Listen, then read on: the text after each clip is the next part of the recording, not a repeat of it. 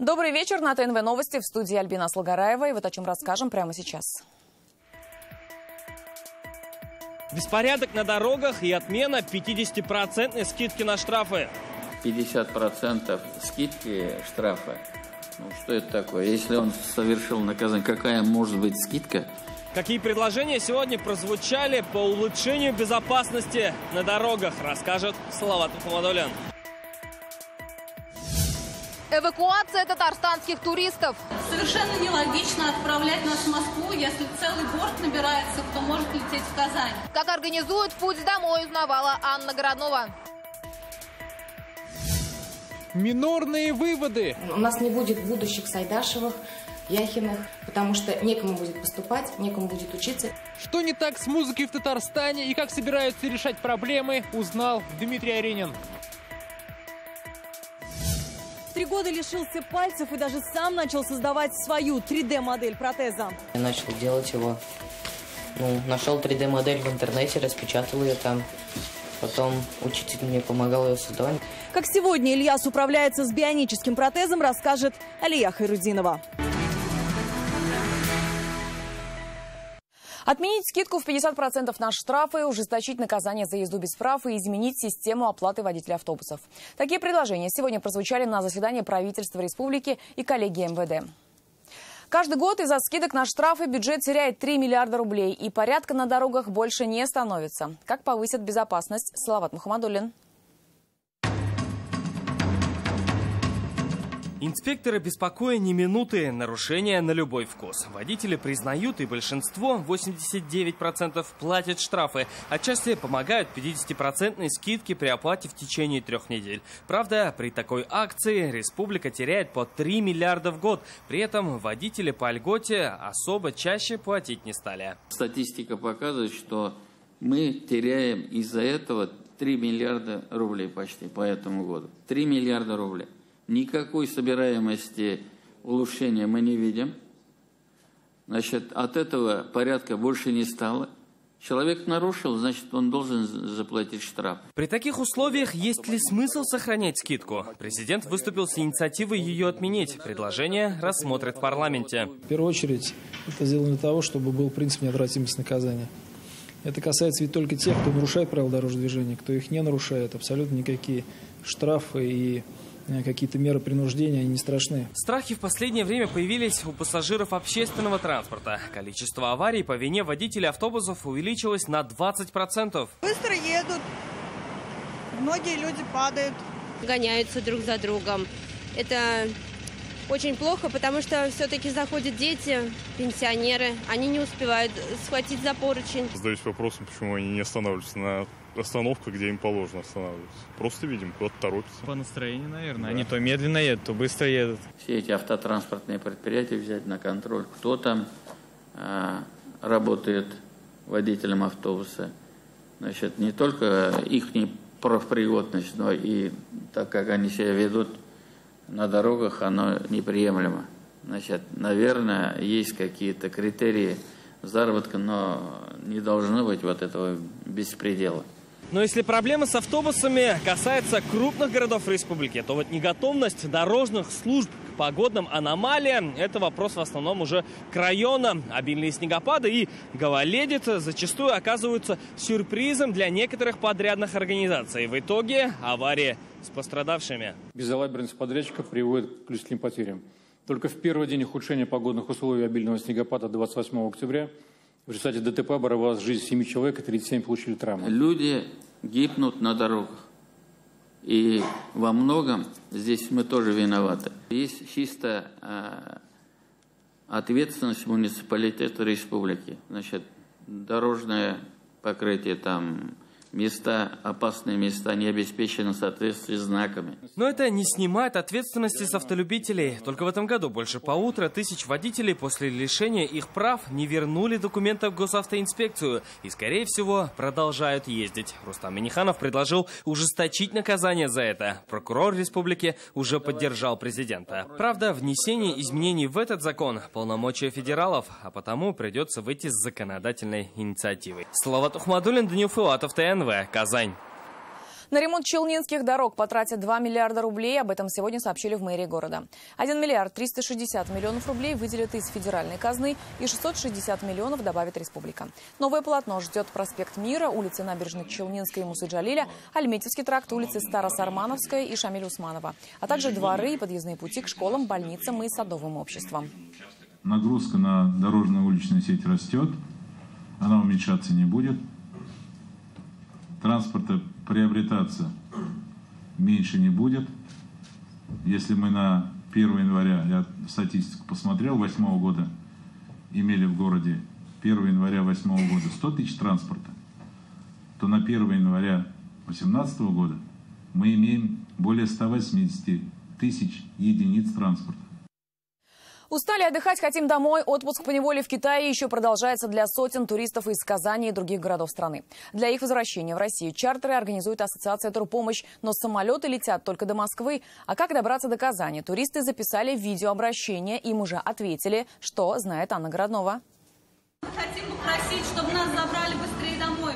Самолет рейса Хайкоу-Казань должен был вылететь еще в субботу, но уже вторые сутки люди остаются в отелях. Вместе с казанцами это жители Уфы и Самары. Им сообщили, возвращать на родину будет Ассоциация Турпомощь, лайнер до Москвы. Многие из нас находятся с маленькими детьми, как вы видите. Очень тяжело добираться, без зимней одежды, без зимней обуви. И также вы должны понимать, что столько людей, 340 человек, прибудет в Москву и просто не хватит билетов на всех. Самолет действительно приземлится в Москве, подтвердили нам в Республиканском комитете по туризму. Но без помощи людей там не оставят, за билеты доплачивать не придется. По поручению президента Республики Татарстан все жители Татарстана будут доставлены до Казани. Точная схема доставки до Казани из Москвы сейчас определяется, уточняется, но я могу сказать, что все доберутся домой благополучно. Предположительно, рейс отправится из Китая уже завтра, всего же с 11 декабря, когда авиакомпания «Ир-Авиа» отказалась от полетов из-за долгов туроператора. На родину вернули уже почти 2000 туристов. Предположительно, на острове Хайнань остаются около 800 человек. Китайская сторона нас кормит, поет, отель нас не веселяет, все хорошо. Но мы не знаем, когда мы вылетим отсюда. До Казани, конечно, хорошо, но хотя бы до Москвы. Это уже хоть вылететь отсюда. Самого туроператора «Жемчужная река», который продавал билеты на несуществующие рейсы, уже исключили из федерального реестра. Заведено уголовное дело. Известно, что с учетом новогодних праздников компания продала от 5 до 10 тысяч билетов на китайский остров. Привлекали клиентов низкими ценами от 20 до 30 тысяч рублей за тур на человека. По оценкам Российского союза туриндустрии страховых фондов «Жемчужной реки» может не хватить для возврата денег всем туристам. Ведь еще сотни тех, кто купил билеты, но так и не вылетел на отдых. Анна Городнова, Марат Зайдуллин, ТНВ, Казань, Китай.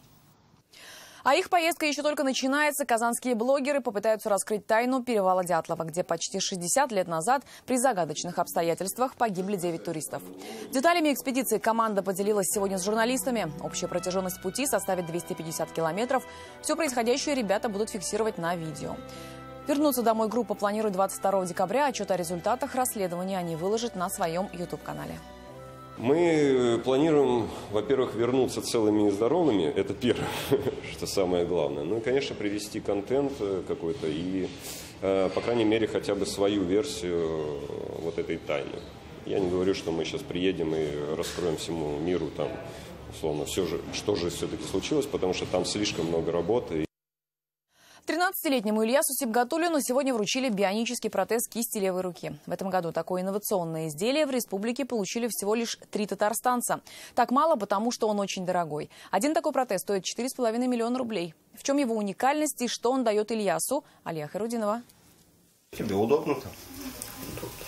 А зам управления бионическим протезом Ильяс Сибгатуллин обучался в Москве. Врачи Первопрестольной были поражены его упорством. На отработку одного импульса у пациентов в среднем уходит около месяца. Ильясу потребовалось менее 3 недель на все. Лишился 4 пальцев Ильяс в 3-летнем возрасте. Любопытный малыш решил испробовать электрическую мясорубку. Мы пытались спасти пальчики. Я сразу в холодный пакет, морозилку кинула, собрала эти пальчики, но у нас ничего не получилось, так как ребенок был очень маленький.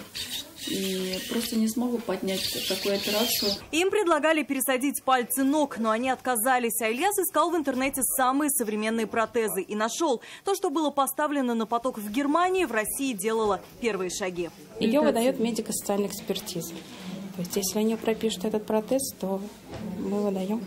Единственное, что надо подождать, пока согласует Москва. Пока Ильяс тренирует руку, источником сигнала к действию для бионической кисти служат мышечные импульсы.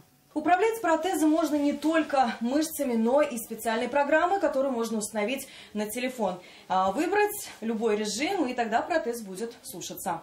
Он стоит 4,5 миллиона рублей. Сумма для семьи практически неподъемная. Теперь Ильяс ставит цель – доработать свой проект протеза и сделать его более доступным. Я все это пережил. И хотелось бы помочь людям, которые тоже попали в эту ситуацию. В этом году это третий бионический протез, который получили татарстанцы. На очереди еще двое. Алия Хайрудинова, Ренат Сафин, ТНВ, Казань. 49 тысяч пенсионеров, работавших в сельском хозяйстве, получат прибавку к пенсии с начала будущего года. Об этом сегодня в Казани журналистам сообщила начальник отдела пенсионного фонда Светлана Гайдук. Так, помимо индексации на 7,05%, прибавка в 1300 рублей ожидает пенсионеров со стажем работы в сельском хозяйстве не менее 30 лет. Обязательное условие – нужно до сих пор проживать в сельской местности и уже не работать. За периоды работы до 1 января 1992 года главное, чтобы работа была в колхозах, совхозах, машино-тракторных станциях, крестьянско-фермерских хозяйствах. При этом должность значения не имеет. А вот за периоды после 1 января 1992 года здесь уже определяющим имеет значение, в какой должности осуществлялась работа. На минорной ноте Татарстан может остаться без собственных композиторов. Проблем в музыкальном искусстве республики озвучили сегодня на заседании общественного движения «Татарстан. Новый век». Как заявили, ситуация созвучна с изучением татарского языка. В музыкальных школах композиторов перестали учить, так как по федеральному стандарту соответствующий предмет исключен из списка обязательных. Как ситуацию хотят вывести на мажорный лад? Дмитрий Аринин. Сейчас воспитанница музыкальной школы София Фуреева учится играть известные композиции, но, как говорит, она хотела бы сама сочинять мелодии. Свою музыку интереснее исполнять. Ты можешь ее сам сочинить и написать. А чужую музыку тебе уже там все дано, и надо играть как написано. Учить детей писать музыку перестали несколько лет назад. По федеральному стандарту предмет композиция покинул список обязательных. Даже на обязательный предмет иногда мы не можем найти должного финансирования. Поэтому говорить о факультативных занятиях тоже мы не можем. У нас не будет будущих Сайдашевых, Яхиных, Музафаровых, Ключеревых, потому что некому будет поступать, некому будет учиться и некому будет писать музыку. Эта проблема главная на заседании. Здесь отмечают, минорных нот музыкальной индустрии Татарстана добавляет и отсутствие коллективов, играющих на национальных тюркских инструментах. Адыгея, Тува, там, например, по 450 тысяч населения этих республик, да, там все это преподается, есть ансамбли, есть оркестр. Эти оркестры, они не просто, они выезжают по всему миру, ездят и как бы пропагандируют, создают имидж республики.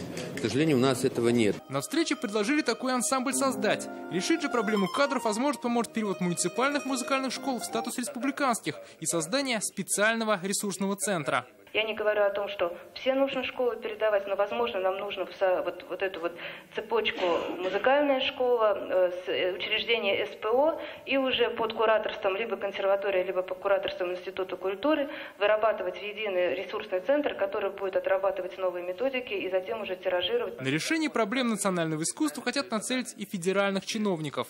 Озабоченность и небезразличие сидящих здесь людей вселяет уверенность, что мы и здесь найдем решение и подвинемся на этом пути. Мы же цель перед собой ставим. Но я ее, примитивно вам скажу. Начать готовить собственных композиторов. Осознанно, осмысленно, поэтапно. Как удалось двинуть решение озвученных проблем, обсудят через полгода. Все же предложения должны войти в новую концепцию развития музыкального искусства республики. Дмитрий Аринин, Андерсон Тальцев, ТНВ, Казань. Онлайн-перевод с татарского на русский и с русского на татарский помогает перевести не только отдельные слова, но и тексты. Сегодня новый проект специалисты Института прикладной семиотики Академии наук презентовали депутатам Госсовета. На выездном заседании Комитета по культуре обсуждали вопросы развития гуманитарной науки. Есть и проблемы. Это отсутствие исследований, методик разных лет, а также нехватка молодых ученых. Федеральный университет должен готовить национальные кадры, но эти национальные кадры должны четко понимать, куда они пойдут работать. Вот для нас очень выгодно было, если бы наши талантливые ребята пришли работать в Академию наук и продолжили все, что вы делаете, или мы с вами делаем сегодня в этих странах. Это новости на ТНВ и далее в программе. Они не боятся компьютерных вирусов, и их не пугает системный сбой. Создаем будущее.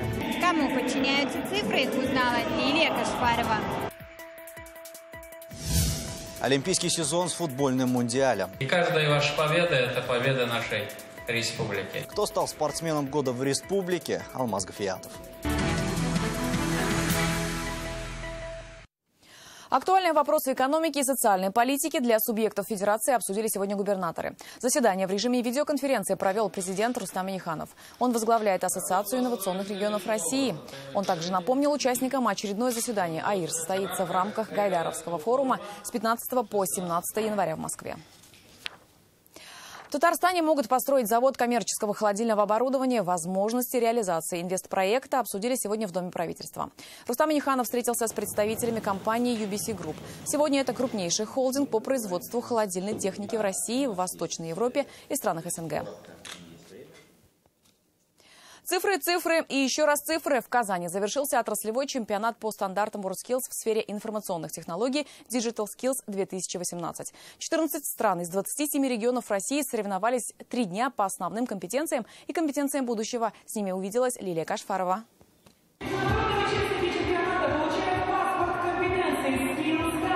Австрия, Эстония, Китай, Германия, Австралия и Сингапур. Эти люди везде. В профессии они программисты, диджитал-специалисты и интерфейсеры. В народе просто айтишники.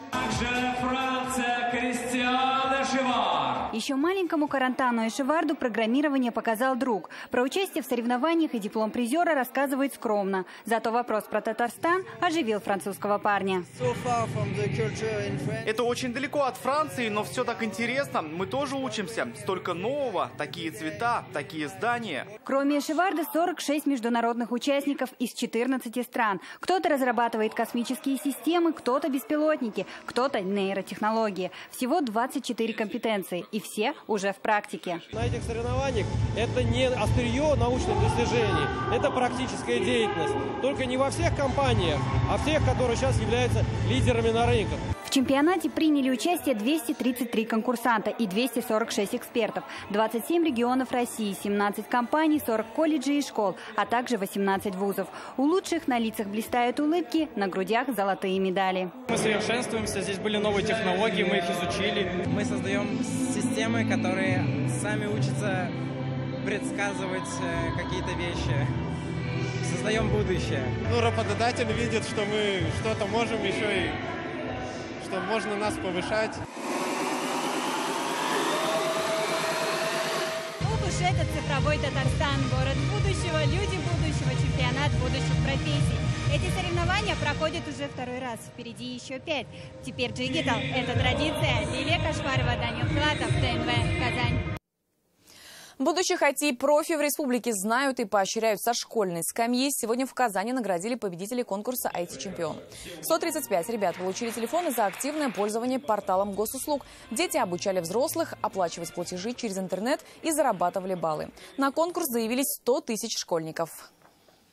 Уже потихоньку начали вписываться, можно сказать, в интернет. Я помогал односельчанам, соседям оплачивать коммунальные услуги через портал.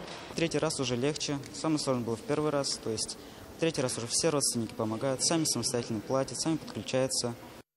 Спортивный КАМАЗ в центре Москвы. Сегодня знакомый всем грузовик красовался на Зубовском бульваре. В информационном агентстве РИА Новости журналистам не только показали знаменитый автомобиль, но и подробно рассказали о планах команды «КамАЗ-Мастер» на грядущий Дакар.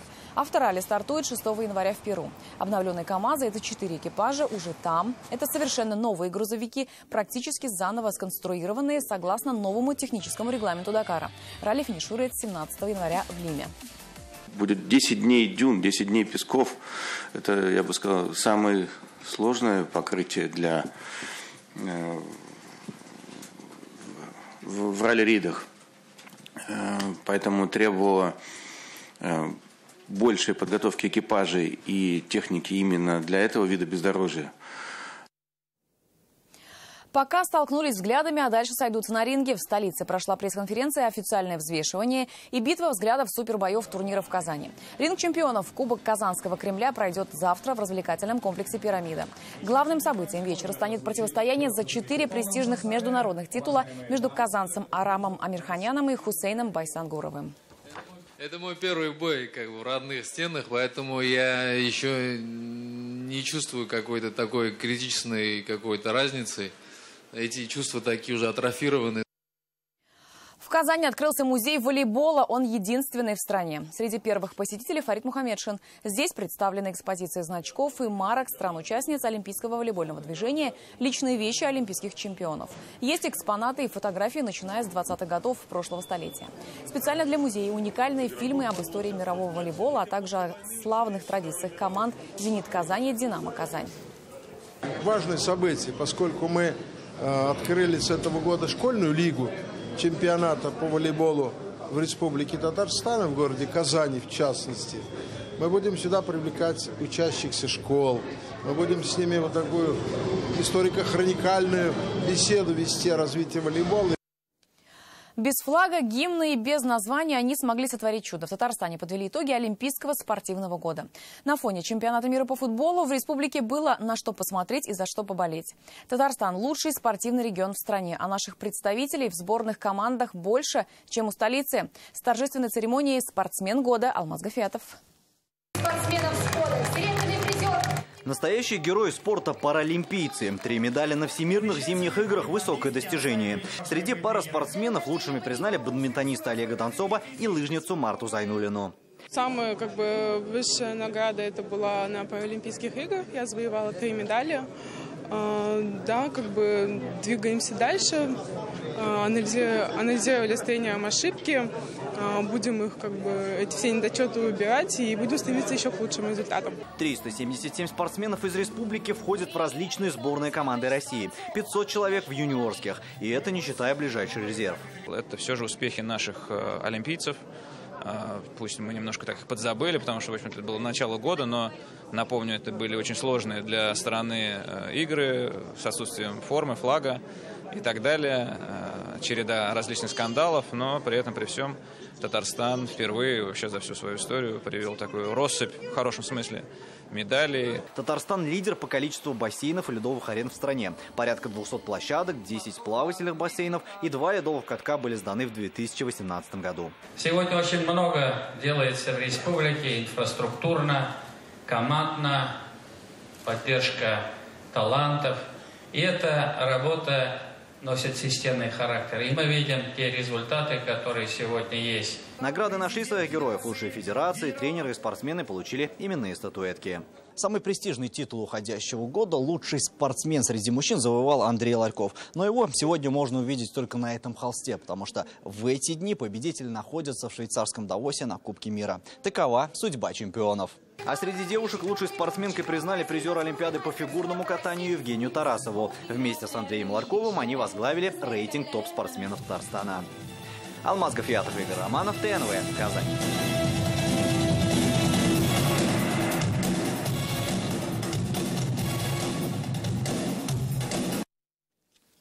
А далее эфир продолжит программа «Вызов 112». А сейчас прогноз погоды. Я же прощаюсь до завтра. Всего доброго и до свидания.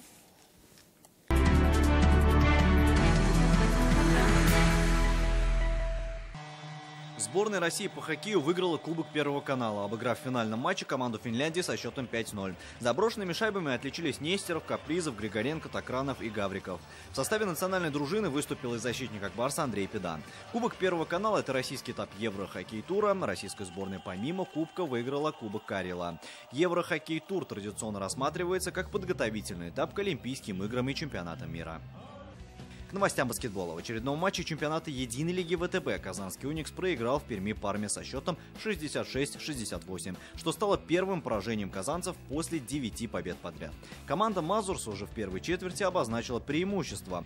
В конечном счете немного удачливее оказались хозяева, оформившие победу. У «Уникса» коллекцию с 15 очков, 9 подборов и 3 результативных передач собрал Пьерри Хенри.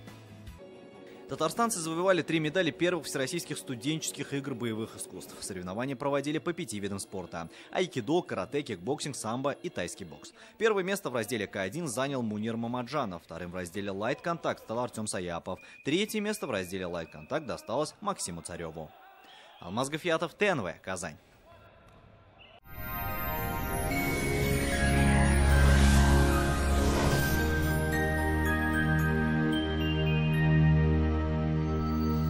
Здравствуйте! Поговорим о погоде после интересной информации.